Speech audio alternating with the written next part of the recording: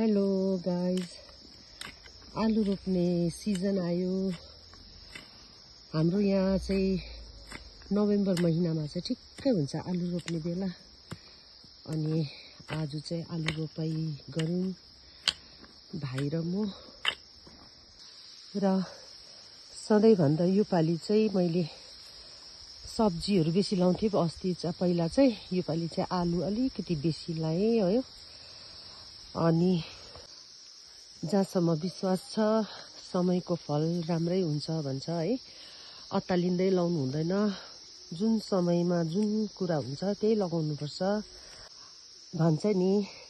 धीरे धीरे रे मना धीरे सब कुछ होए, माली सिंचे 100 घडा ऋतु आए फल होए।